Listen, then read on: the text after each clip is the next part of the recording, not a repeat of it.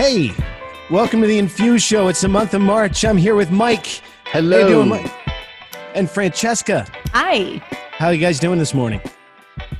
You know, it's still got snow on the ground and we're navigating the icy paths outside and it's the middle of winter and all Mike, those things. Mike, you're joining us from up in New York. And you got snow on the ground? We have several feet of snow on the ground here. So it's a winter wonderland. I love it up here. It's kind of like a nice retreat, but I can get a lot done and still enjoy the outdoors too. Yeah, and through the magic of technology, we can all be together doing our That's right. show. It's our favorite thing. So I wanted to share something with you guys. I don't know if you knew. I got this special telegram provided by Frankie Fifth here, producer extraordinaire.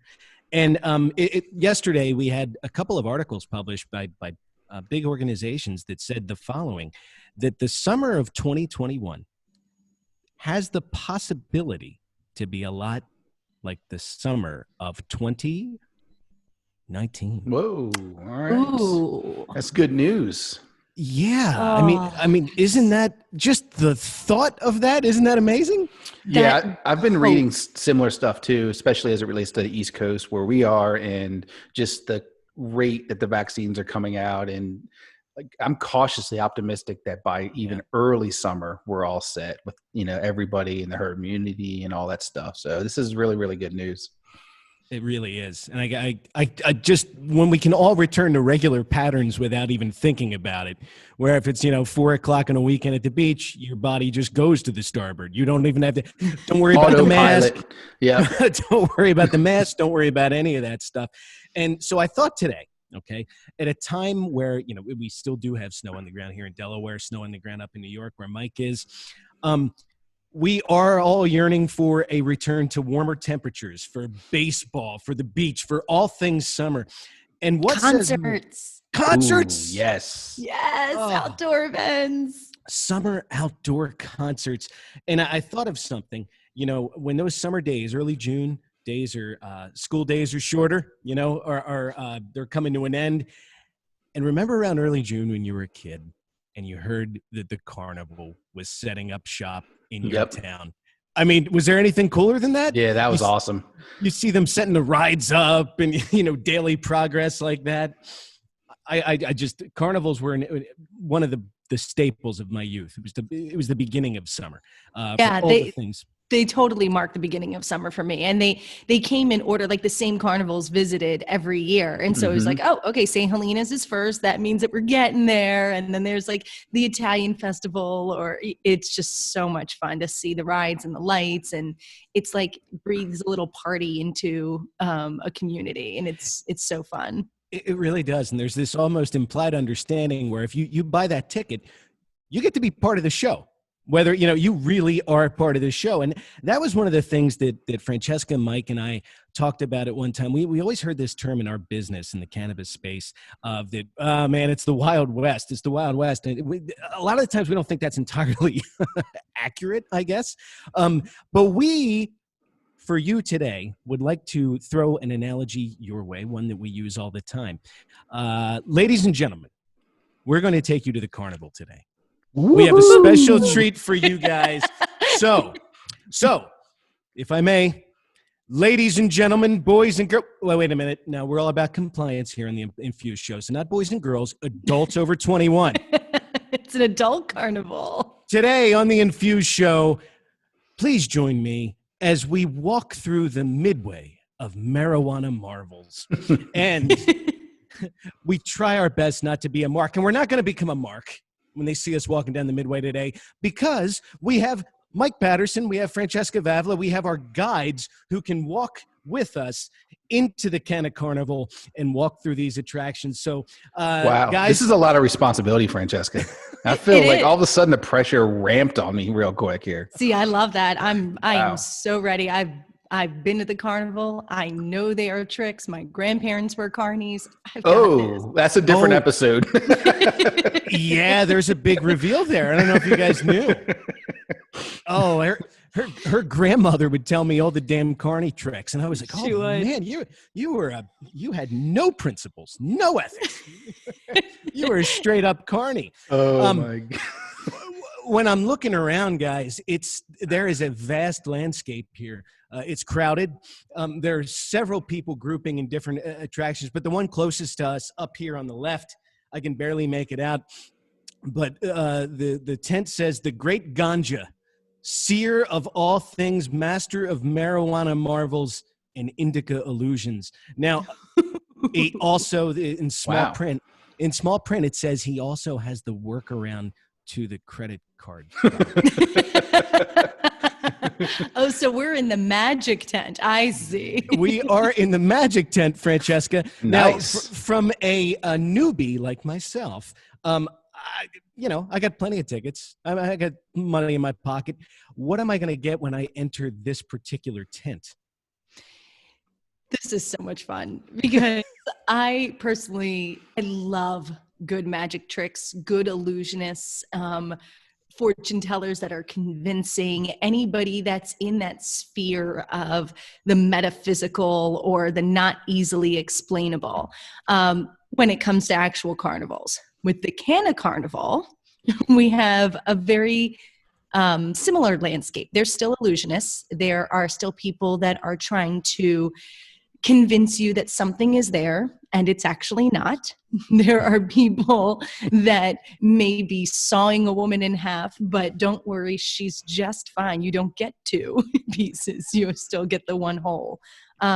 There's people that have these secrets, these inside secrets that they think they can give to you as the magic key to unlock the entire wide world of cannabis, and that you can walk up and own it if you just know this little piece of it. It's that magic formula or secret potion.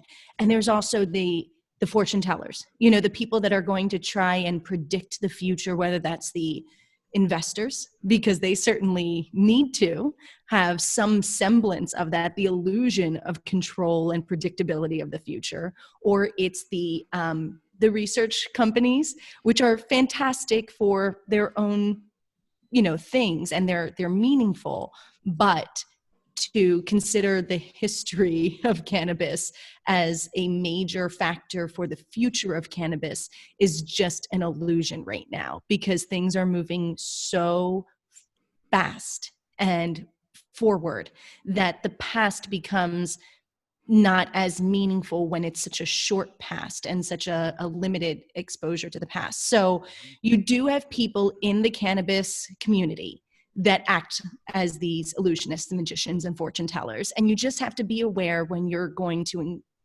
engage with them that they're showing you one thing. You need to be looking for what they're not showing you. Right. And that's how you prevent yourself from becoming a mark for those magicians. Right. I see Mike was nodding his head emphatically. For those of you that aren't watching and are just listening, emphatically, Mike, have you been in the tent before? Unfortunately, I have. It's kind of funny. You think about these magicians and illusionists, and I love how Francesca described these different characters that we've encountered over the past 4 years or so. And, one thing that really jumps at me is you run into a lot of them also at trade shows where they're walking around and especially, we're in our booth and they come up and they've got the next biggest this or that. There's you mentioned credit card processing. I mean, how many people did we have that? Like, what was that, about 18 months ago, 2 years ago, where everybody had the next thing and then, oop, that doesn't work. I got something else. Here's another workaround. It was like a shell game with these guys. It's offshore. It's not offshore. It's Bitcoin. It's not Bitcoin. It's a reserve. It's not a reserve. I mean, Yeah. It was like a sleight of hand everywhere. And it's like flash paper going off and they've got this solution and that solution. It's kind of crazy. And then, we talk about trade shows, and one that you personally ran into, Nick, you and Frank, was the illusionist of people that put on really crappy trade shows. And these are the ones. The illusion is the trade show is the biggest. It's the best. Of course, you want to be here. That's why awesome our booth speaker. prices are high. Yeah, we've got traffic out the ass. Yep. And then you get there, and the only people walking the aisles is you and the other bored ass exhibitors. Because there's no one there. No, but I was promised they were the cannabis show in Illinois this month. Yeah, that's a master illusionist, and I think, you'd mentioned fortune tellers, Francesca. I feel like there's a ton of those too in this tent where I feel like a lot of people want to bring something that's not cannabis related, a success they had in the past or an idea that they have, and they come rolling in and they cling to this idea. They don't really understand cannabis, but they think that just because it was successful somewhere else, it's going to be successful here, but they don't want to do the work to make it a success. They just want to do a bunch of talking and just talk about what it's going to be and what it's going to do and how it's going to change the cannabis landscape. And I have yet to see any one of those ever work out. So if I go into this tent, I basically got to look out for, if somebody's pitch is too good to be true. Yep. Chances are it is, Mike. It is. It's got to be legit. You have to do your due diligence on the players that you're going to encounter in the industry, because there is a lot of people that are the magician and the illusionist out there that are trying to not deceive maliciously, but to skew things in their way to make you see things in a certain light that ultimately will benefit them more than it will benefit you. So do your due diligence, qualify people in, qualify them out if they're not a good fit, and move on to the next tent. Oh man. Would you guys care to move on to the next tent with me? Love to move on to the next tent. Nice. I don't want to go in there without you guys. And I think we might get a seat up front because of your Cobra Kai t-shirt, Mike. I was going to wear it today, but I thought I wore it on the last episode. I need like a stylist or something to help keep my shit together. Okay. That's for add that to the 2021 plans for Infused. Well, it's over here on the right. There are a ton of people outside, but I think we'll get in. Dank the Dominator, a Kenna Colossus. Am I brave enough for an encounter with the strong man? Oh, the strong man tent, huh? I'm not the biggest guy. I mean, for somebody who's a ultimate fighting champ, but can I enter this tent and come out unscathed? What's my best shot? Yeah, I think, this is always a fun tent because there's a lot to be gained from this. It can be intimidating to some. I mean, but most people want to go in here to see the feats of strength. They want to see these big, powerful looking people come in there and lift tons of weight and, huge barbells with massive weights on either end, lifting them over their head, and they're, pressing and all this and that. But it's a classic deception. It's one of the first deceptions. And so instead of weights being on, then it's two balloons that are just filled with air. And so it's the deception of making you think that somebody's big and strong, and when they're really just normal average Joe. And so in the Canna-Carnival, there is absolutely a number of people that fall into the strongman category, where they want you to think they're not just powerful strength-wise, but really I think a lot of it comes from what they are in terms of being successful in the industry and how their success can maybe be part of your success if you're so lucky. So I feel like that's a lot of what you're going to encounter in this tent. And I think there's two types of strongman, actually. I want to get a little more granular with this one. Oh, please. I'm going to start with the perceived strongman. This is the most common strongman out there, I think. That's my opinion. I don't know about Francesca. These are the strongmen that are deceptive about things about their business. So maybe the size of their operation, the amount of flour they produce, their test results, all that kind of stuff that kind of leads you to believe who they are and what type of business they have in terms of the scale and successfulness of their business. The one I think is kind of interesting in this perceived strongman category too is I'm going to call these out as like the established successful business guys, typically older white guys. Okay. They love to talk marijuana. They love to talk about their investment, how they're getting ready to invest, how they have the next biggest investment, blah, blah, blah, blah, blah, right? And I think a lot of what this comes down to is this big talk so that when they're in their circle with their cronies at the country club or at the rod and game club or whatever waspy ass club they're at, They want to talk a big ass game with their friends and about how they're on the cutting edge of the green wave and whatever other jargon and headline chasing vernacular they're throwing out there. They're doing it. And I've encountered a bunch of these types, and they kind of all have one thing in common too, is I've never really seen any of them follow through. You know, they've all or know what they're talking about. Well, that's a definite common thread. I mean, but like every time somebody's told me they have an investment, they're going to invest in a grow or in a production company. They have a chef that's going to make awesome edibles, whatever it's going to be. I've never seen any of them come to fruition because I think it's just talk, because they want to be the big strong man within their group of colleagues in their socialite status type things. Isn't it very equivalent to like the strong man's muscles and like ripped body? The equivalent in the cannabis world is what Mike is saying, the big talkers, the ones with the big mouths are like the big muscles. Absolutely. Yeah. That's exactly it. And, so it's, it is that. Francesca, you're exactly right. I mean, it's the big talk type thing. And I think there's one other type of strongman that I'm pretty sure Francesca is going to jump on, because we've talked about this strongman before. I would characterize this strongman as the deep pocket strongman. Ooh, okay.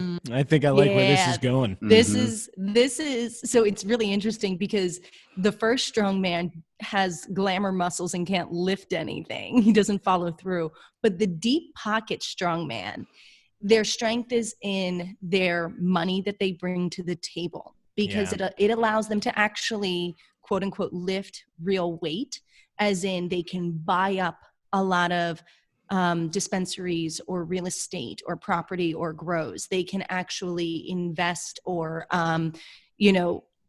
consolidate businesses and buy them out. They can establish grows because they already have made all of their money in the traditional segment of business. Mm-hmm. And so now they've got this overhead covered. Maybe they're already in some other kind of growing. Maybe they're growing cranberries or something. And now they suddenly want to grow marijuana. And it's like, oh, okay, so you already have all the overhead taken care of. You already have all of the profits from your traditional business established. So you can use that and you can float as long as you need to. You can really hang in there because those pockets are deep and that's your strength. And so this is the strongman that I think bothers me almost more than the big talker, because they get to have the actual feat of strength. It's technically real. I couldn't lift that kind of weight. I don't have that kind of money to go out and do what they're doing and actually own stuff in the cannabis industry. But they haven't earned it. They haven't been working at it. They don't care about the culture. They're not participating in any of the causes. They don't actually invest in any intellectual, emotional, or social way. It's strictly monetary. Mm-hmm. And so that strength is really just a demonstration of strength. It's not true strength. You're not actually lifting the weight of all that cannabis has behind it. You're just doing the easiest job with the biggest tool that you have. And you mentioned like the money part of it and being financed and all that kind of stuff. And I feel like the other part that goes along with the deep pocket strongman is just the established resources of, say, like they have a marketing team already. And they don't have to hire it out. They have idle resources that they're already paying for. So they don't have to go and spend additional overhead. They've got marketing covered. They've got compliance covered. They've got legal covered. They've got accounting covered. All these things that for everybody else starting up is additional cost and layered on layered costs. For these deep pocket guys, they don't have that. It's not additional overhead. It's not incremental cost. It's already fixed cost for them. So they're just spreading these costs amongst more SBUs in their business. So, for them, I feel like that's a huge advantage that allows them, like you said, Francesca, in a lot of ways, it's like they can almost bully their way to have a seat at the table. And if there's not the seat at the table, they're bringing their own goddamn chair. Or they'll build their table and they'll be like, okay, now this is the table, guys. This is the table you need to sit around, not that table. And so there's this implied or suggested or there's like a subtext of dismissiveness of what is built by people who have been in this industry and have struggled and suffered. And it's like, that's cute. Let me show you how to really do it. I can leapfrog you. Yeah. Yeah. And so it's very well said. It's a big FU in a number of ways that really chaps my ass. I can't stand. I was like sitting on this one, Nick, because I knew it was later on. Fired up. We have another hour. I can keep going. So this is a new segment called "Chaps My Ass." There's a little graphic coming down, but I'm right there with you, and I'm always amazed by how many people we run into. And this goes back to when you can encounter a bunch of people that aren't in the business. You see them at trade shows, and I'm always baffled at the number of people that are dismissive of the industry and the plant in particular. And just like the weight that the strong man is going to lift in front of all the ticket paying audience, it's a question of authenticity, right? Yes. Whether or not that weight is authentic or not, because you can come in and say, well, I invested in MedMen, so I'm in cannabis. Well, are you really in cannabis because you invested in MedMen? It really... I read a piece where a grower from out in the Emerald Triangle told me that the way he sniffs people out is, well, did you try the flower? Have you tried this edible that you're invested in? Are you actually invested in more than that monetary commitment of yours? Yeah. And it's funny, Nick, you just combined the two strongmen, the big talker invested in the deep pocket. And and MedMen is a great example because that's a strongman, the deep pockets that definitely tried to lift way too much weight. And even they have their breaking points. Yep. Yeah. So I think it's interesting if the ticket buyers don't go to see the strongman's strength runs out. So you need to be aware of who you're doing business with and make sure that you are paying for something of substance and something that's actually impressive. I would be so much more impressed by a small farmer that's been doing this, who's probably suffered and been put in jail for this shit, has been, harassed for it and everything, has used it to share as a medicine for free among people that he knows needs it or she knows needs it. And then they fight tooth and nail with next to no resources to get a single license. And then they use every dollar that they have or whatever to try and make this happen because they are all in on this.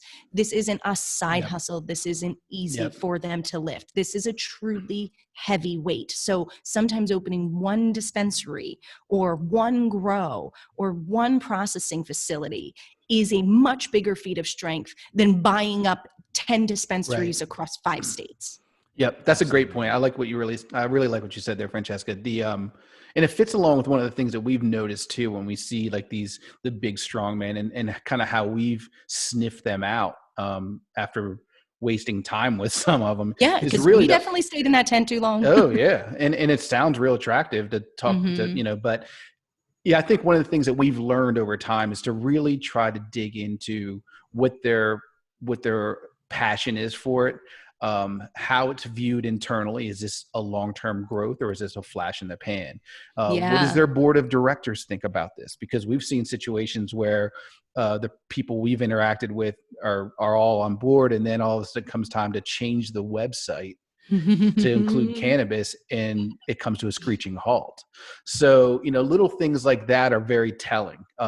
Also, and I think the biggest thing that we've learned over time is really understanding how the resources can come to play in cannabis. I mean, just because somebody has a 10-person marketing team doesn't mean they understand branding and labeling and what makes for a strong canna brand and things like that. And I would much rather work with somebody that knows all that, and we don't have to teach versus people that have a established agency, so to speak, that know nothing of the nuances that you really are super critical in this space. Absolutely. It's something where it's so important. The big strong man can have his own marketing team or his own, but if it's not related to cannabis, if it's not a cannabis dedicated resource or a team of people that have been in this space, it's worthless. If somebody's like, well, but back in the 90s, we moved thousands of Flowbee hair cutters per month. It's like, well, this is the hydroponic grower that you're trying to market, it's a little bit different of a game. So I don't know if your Flowbee experience is good here. That's nice one, Nick.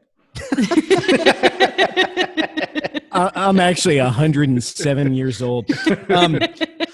So I wanted to go and if I can, I'm getting a little hungry. And I promised fifth year I'd pick him up something. So there's a food tent up ahead. So I'd like to go into this craving cannabis confections. Enter here. And the problem that I'm seeing, Francesca, is there are long lines everywhere. Why are the lines so long? Can all this stuff be that incredible? You know, the thing is that it is good. They're making something that we all want or we all need. It's the cotton candy and the funnel cake and the popcorn and the stuffed pretzels. And now I'm hungry. But it's the equivalent of that are your edibles, your flour, your products that you're selling, whether that's B2C or B2B. So you can talk about grow units or lighting or any kind of thing that is in the cannabis that is an actual product that we sell. I think falls under this food tent, which is the product isn't the problem most of the time. The product is usually fine. What we're seeing in those long lines is that they have an operations gap.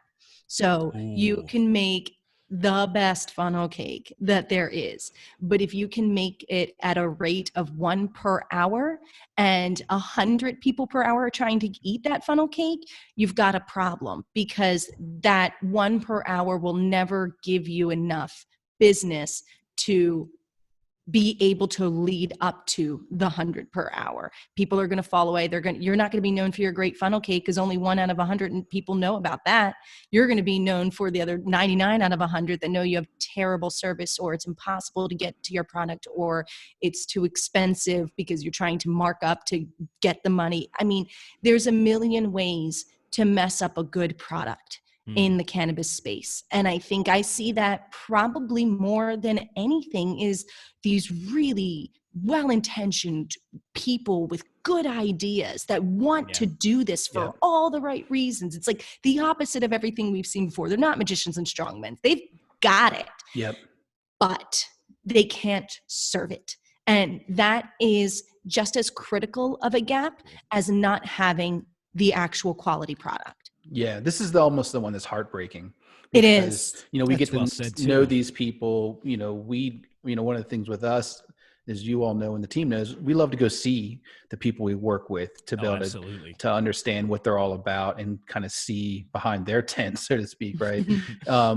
But this is where it's really sad, because, you know, you see their passion and you see the quality of product that they can produce, but operationally they have gaps. And a lot of times it's because they don't have the financing or they don't have the staff that can help them fulfill against the demand, to really help their dream and their vision become a reality. And these are ones like almost the opposite of the strongman, because, you know, strongman can lift up a barbell of daddy's money and an angel investor, right? But these people don't have that. I mean, a lot of people we've seen in this situation are bootstrapping it, and I have the utmost respect for how they do it. And they're so close, but yet they're so far too. And it's just really heartbreaking to see that their vision not become a reality because of like just usually it's small too. If they can fix something small operationally, it'll spin and cause some momentum, and then that can build on itself, and then you can reinvest. And but it takes that one kind of step change for people to be able to do that. And that's really what we see a lot of in this food tent area. So it's a big blind spot for people coming into the industry with a killer idea or product, or it is a big blind spot for people looking for partners in this space. Because if you don't have your eye on operations, whether you are the product producer or you are partnering with the product producer, then you're going to probably miss some major things that will affect productivity, revenue, growth, all of those things that are the business part of the cannabis business. Yep, absolutely. I had a best teacher in my life, a guy named Tom Daly, used to, when I was struggling with picking something up or learning it, he'd say, just go do it. Go do it. Yeah. That's how you're going to learn to do it. So that's why I've always loved that you and Mike are like, no, we're going to go visit this grow before we get involved, because it's a very sobering thing that I don't think a lot of people get when they do their investment in cannabis or whatever. I think you should go to a farm because you learn one of the things that people overlook, and I don't know how they do it, but it's a lifestyle. It's not just a It business, is. people. It's a lifestyle. It interweaves with everything they do on a daily basis, and that's really a barometer that I think people need to reach. I don't know. Right. Yep. This. You're exactly right. Yeah. And I think we're all hungry for good product. We're in that food tent because we're hungry. We want it. But at the same time, like that want needs to be served in a timely fashion. You need to hit that timing when people are hungry for it. You can't just count on people always going to want it because chances are somebody else is going to roll up and make killer funnel cake or good enough funnel cake, and they got there first. They can serve more people. They become the producer that you want it to be. Right. Yeah, it can go backwards real fast. Easily. Yeah. We've seen that happen. And I think, Mike, we see it a lot because we are because our services are operational based, so we see when there's a gap because we fill one of those gaps, but we even had to learn that, they don't just have a sales gap problem. They actually have multiple gaps that affect the sales part. And so filling one, it's just one hole in the boat. We're still taking on water. So it's really, I think this is the one that breaks our hearts because we want them to win. We see these people, we work with them to win. And if they can't, it hurts everybody. That means your product isn't getting into the hands of people that need it and deserve it and want it. And you're not winning by not making the money to grow. Yep. Yeah. It's really, they're easy people to root for, no doubt. Yes. So the big takeaway I have to remember is, regardless of how long that line is and the demand for that product, maybe I take a peek behind that counter, behind that curtain, and make sure that they have the resources in place so that the last person in line comes away with a funnel cake. There you go. That's it. Nailed it. All right. Eyes on the operation. All right. All eyes on the operation. Speaking of which, I want to head over to it's called the Dead Eye Dispensary. It's the shooting gallery for the Smoky Sharpshooter. Nice. Now, well, you know what? I kind of say that I love a shooting gallery, Mike. And I got my quarters. I'm ready to go. But now that I think about it, if you're like me, I spent hours at the shooting gallery. Yep. I'm taking aim. I'm looking at that piano player. I want to hit that target so that he plays the damn song. I know I aimed up and I was right on the money.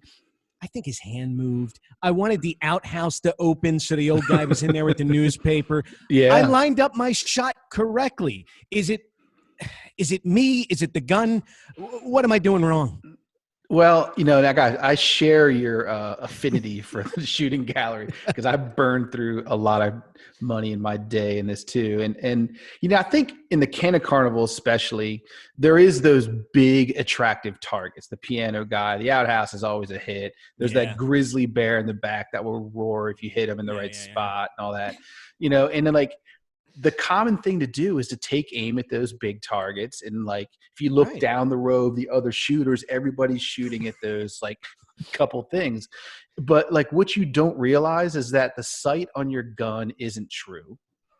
There's usually a fan blowing too. I don't know if you've ever noticed this. Oh yeah. Yeah. There's a cross fan going. So, and then you're not using the little pellets are super light. So they get skewed real easy. But, so your chances of hitting a big target in the Canna-Carnival are really, really slim.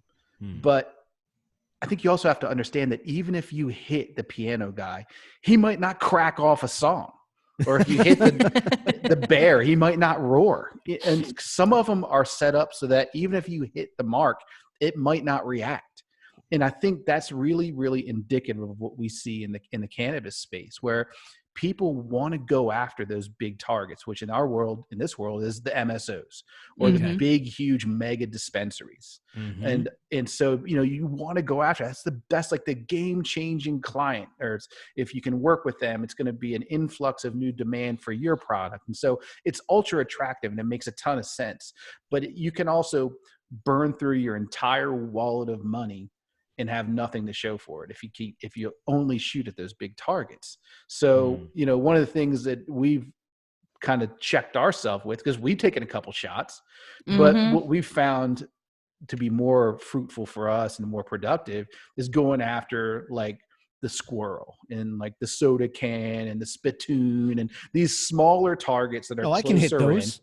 Yeah, I mean, everybody can hit them, right? But everybody wants to go for the big one. But if you go for those closer in targets, the smaller targets, then you can start getting yourself ready to go after some of the medium targets. Maybe go after the coyote, or whatever else is going to be out there. And then, and only then, are you going to be ready to go after some of those big ones. Once you have the gun figured out and the sight figured out and the breeze figured out and the sweet spot of those big targets figured out, that's the only time you should go after those, in my opinion. And because here's another thing. Here's another little inside tip. Those big targets, they're trying to grow too. They have growth plans, and their growth plans don't include some little shitty new shooter on the range. So Nick, I'm sorry, but they don't include you. And they'll include a sharpshooter, or they'll include other big targets, other MSOs and other, mega dispensaries and operations. Like, for them to grow, they need the partnership with those big people. But yeah, they'll work with smaller operations like we have, but we have to prove ourselves, and we have to prove ourselves as a sharpshooter and prove ourselves as someone who can bring our game just to attract their attention. And then maybe we have a crack at hitting that target and getting a reaction. I think the parallel here is really in looking at your market. If that shooting gallery is your market, there are small targets and big targets within your market. And so you can't, like Mike said, just leap ahead to shoot the biggest. Don't shoot your shot at the biggest target as your first shot. That's like insane, because you have no practice, no experience points, nothing. You haven't learned anything yet. So what are the smaller targets in your market that you can land and that you can use to build your portfolio, build your credibility, get established, learn how to handle your equipment and what your technique is and exactly when your timing is perfect. And then you can take those and build upon them. But to go from 0 to 1,000, it's just not realistic. It's going to waste your money, and it's not the way to get the most points because it's an obvious thing and not a strategic thing. Yeah, so you've got to play your market strategically. Yep. Have a strategy, stick to it. I mean, I think there's no shortcuts in any business, really, especially not here. This journey is comprised of a lot of small steps and a lot of consistency, and to try to leapfrog and to cut corners, it doesn't pay off. So just go after those small targets that are in your strategy and let it happen. I have a theory about those big targets too. I have a theory that it doesn't matter if you actually land your shot on them in the shooting gallery. I think they are timed to every maybe 10 or 30 or whatever time somebody hits, it only roars once out of those every 30 shots that actually land. So don't forget, there are other shooters in the gallery. And you might just be off on your timing because they're not ready. That big target ain't ready to roar yet. Wow, that's a nice point. I like that. Thank you. Coming out with the Willie Loman point. They time those things. They time them. Follow my strategy. I don't go too fast or too hard, and I want to be able to focus and hit those small targets with some consistency and precision is what we're saying. Yep. Yes. Build your experience. Yeah. All right. And then those quarters seem like it's time well spent, right? You probably have like a stuffed animal at the end of the day, with that. I certainly hope so. And I certainly hope so. And I hope it's something culturally relevant, like an Alf doll. Let's go back to my references. Guys, we're moving through this thing. I don't know. I'm having a blast. This is fun. I love a carnival. And I still have plenty of tickets, and I still have a decent amount of money. But the next one worries me. Stoner's Pot Palace High House of Mirrors. I know I can go. I'm just a little uneasy about what I'm going to experience if I go into this place, Francesca. This is where I need you and Mike to help me a little bit more than even the other ones.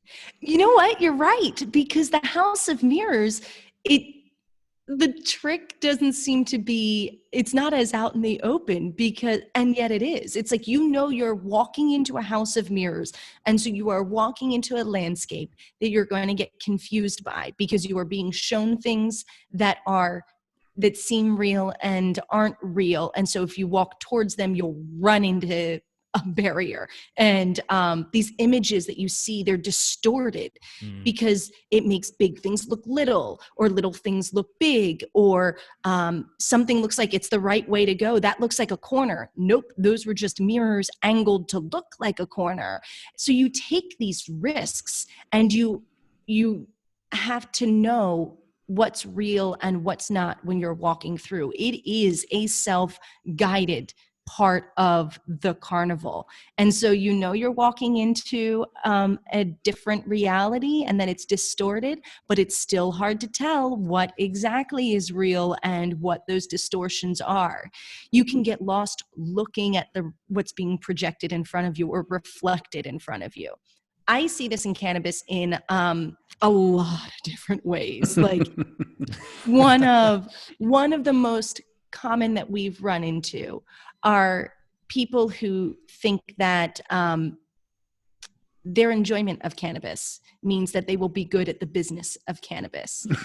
They see this distortion of themselves as an entrepreneur, yet not needing anything about business. So it's really going to be you running into a mirror, running into yourself, and having to face the truth that this was just a two-dimensional reflection the whole time and never was anything that you could follow to get anywhere. Now, there's a way through the House of Mirrors, obviously. You stay focused on what's real. You make sure you don't get distracted by the shiny objects. You have to know when you're looking at yourself and when you're looking at, something that's trying to lead you away from yourself. There's a whole bunch of stuff that you could do there. And the whole thing is a house of mirrors. That's the thing. It's like, it applies to the entire industry. It's like everyone is in this house of mirrors, where it seems like it should be easy to sell your great product into your great flower into a great dispensary. But they've got 40 people every Monday trying to do that same exact thing. So you don't see the actual straight path. You think it's a straight path, and it's not. Mm-hmm. Yeah, this is probably the most difficult one for me, because it's really frustrating as someone that, I see things as tries like processes and systems and try to, that sort of mindset, and to go into the house of mirrors and to be distorted and things not what they're proposed or supposed to be, seem to be, purported to be. It's frustrating, and it can be really discouraging, can be just, you get lost. Setback. Yeah. Big setback if you get lost in there. So my advice is, I echo what you say, Francesca. Find like the thread of truth, and find those around you that you can trust, and be true to them, and get your ass out of the house of mirrors as soon as you can. Yes. Yes. And once you found that path, make sure you walk that over and over, so it becomes muscle memory to pass those distorted, reflections without even thinking. You're not even looking at them, because you know the way, and you've got to follow that way through. If you don't make it through, I'm so sorry. It's just, it's a keep creepy hitting your place face to be. on the one mirror over and over. You're like, I thought, wait. This is why I thought, just in conversation, and again, it's something, I'm being 100% sincere here. This is a total shoot. We'll just be talking about the cannabis business with the team, and stumble upon something that really has a lot of truth to it. And this carnival thing stuck as soon as we started working, as soon as we played around with it, just in conversation. Carnivals to me operate on the principle of duality, right? Everything is about duality. There are two sides to everything you see, two sides to every single attraction, encounter that you have here.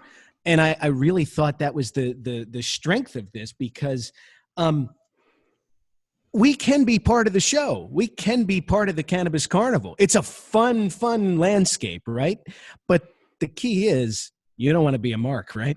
Right. Right. You need to be participating in it, not the clown of the carnival. I mean, I'm kind of mixing a circus and carnival here, but that's the thing, is like, don't go in unless you know what you're buying into.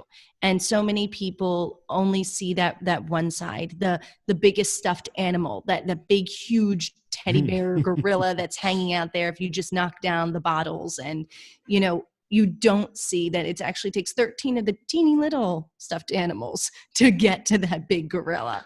Yeah. So there's so many things. If you don't give yourself a real harsh reality check before, during being in cannabis, you're going to get suckered.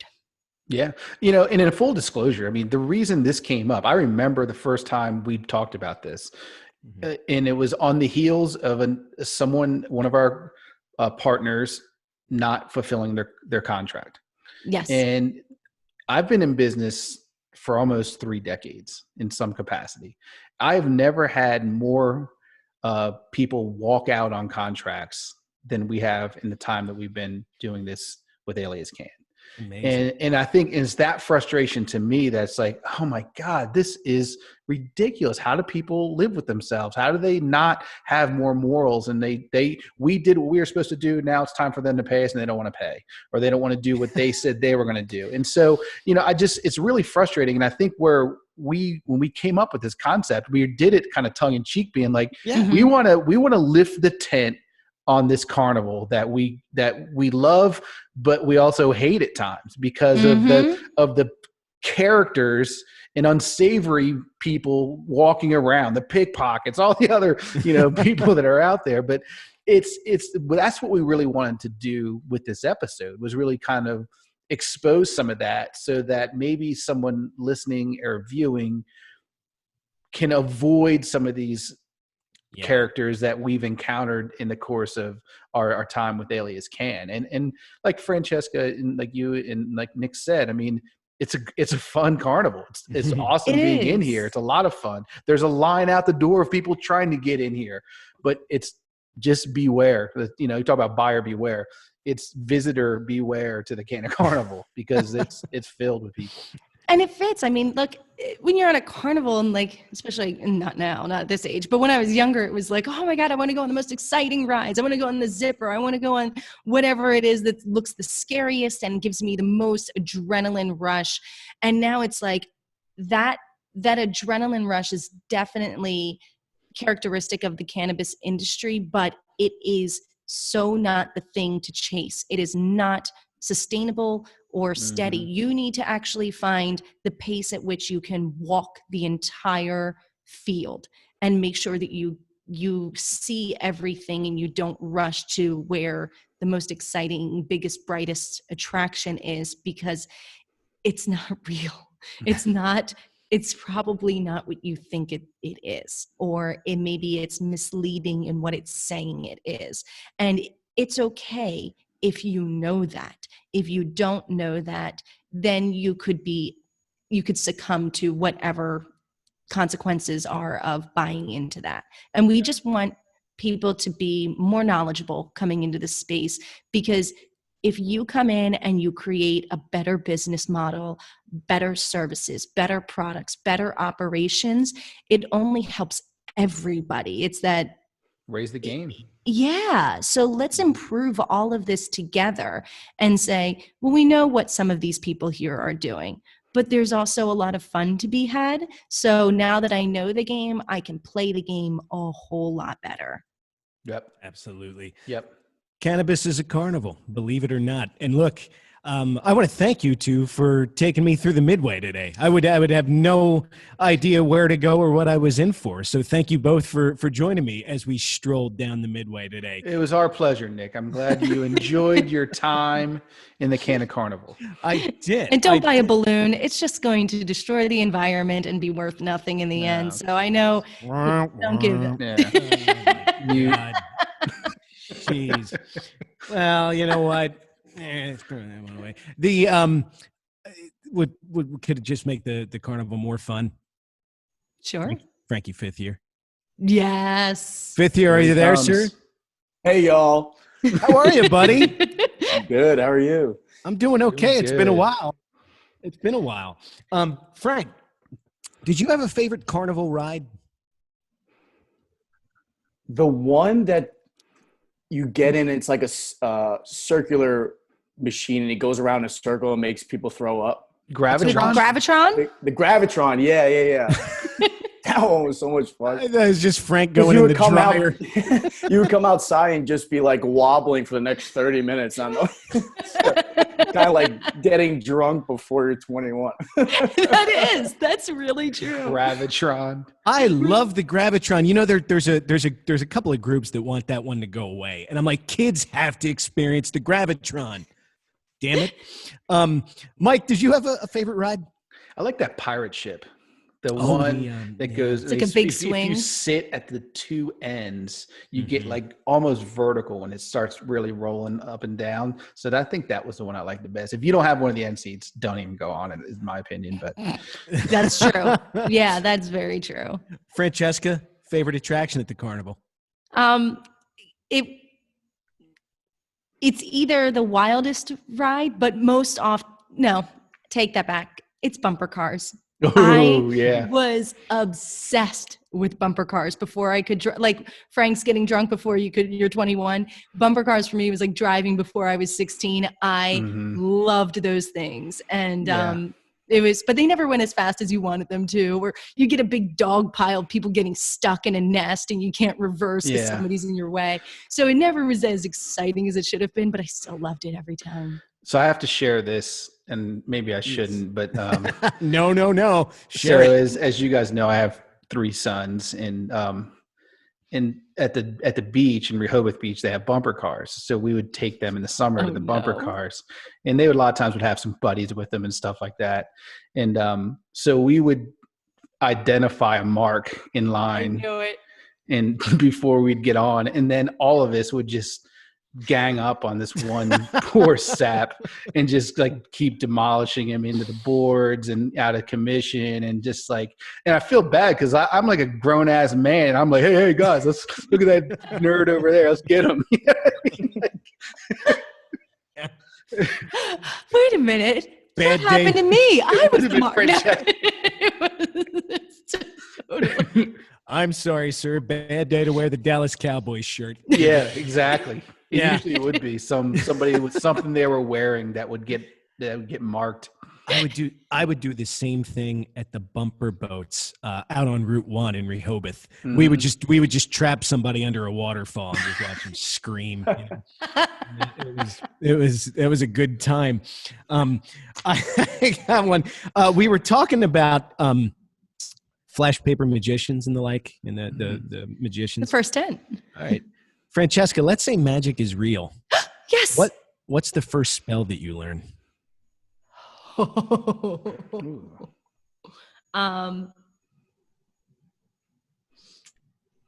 I think a transfiguration spell.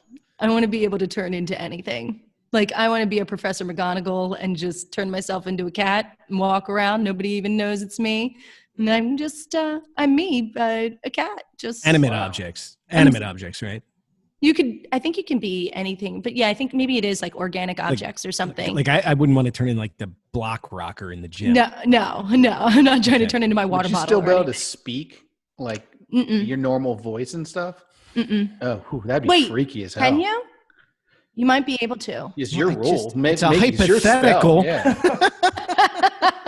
Okay, we'll see, but I should really keep I like it because I love eavesdropping. I love eavesdropping. It's my favorite thing to know everything. I don't want to gossip. I just want to eavesdrop and hear all the things. So that's why I would do Transfiguration. All right, Oh, a spell based around gossip. Gathering.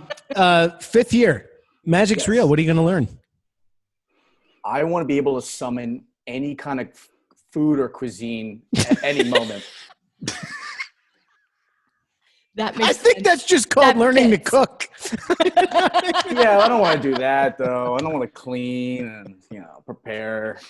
So like DoorDash, but food. magic. Oh, Absolutely, yeah. No God. delivery fee. man. Dude, That's good. that is too on the nose. I love it. I love it. God bless you, fifth year. I'm an easy person. Mike, I'm giving you the power of magic. What spell are you learning? I think I would want to learn how to fly. I think it's Yeah. like one of those things that is just so different for human beings to be able to like just fly on their own and see different parts of land and transport yourself around. I think that'd be pretty damn cool. No TSA. You just say, hey, Boom.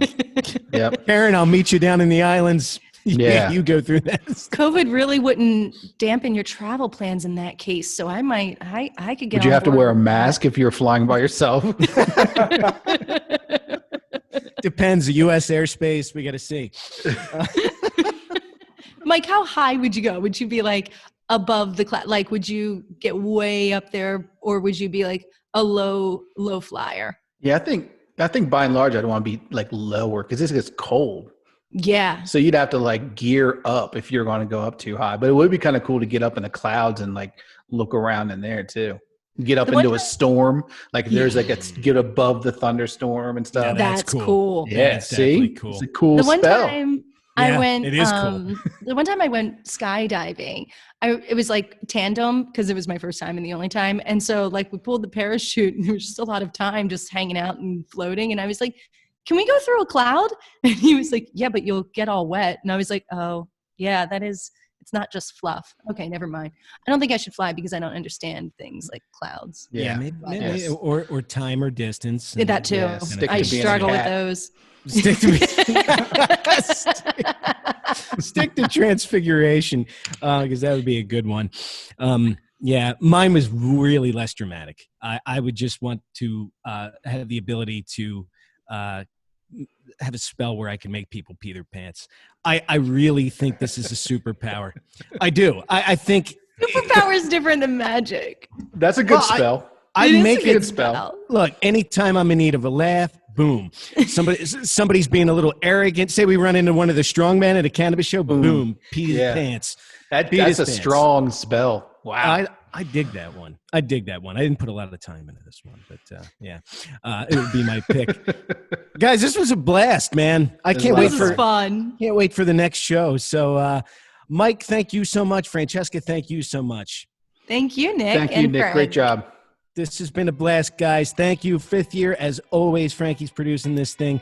Please like and subscribe us. You can find us wherever you get your podcasts. We're the Infused Show. We'll see you next time from Delaware. Bye-bye now.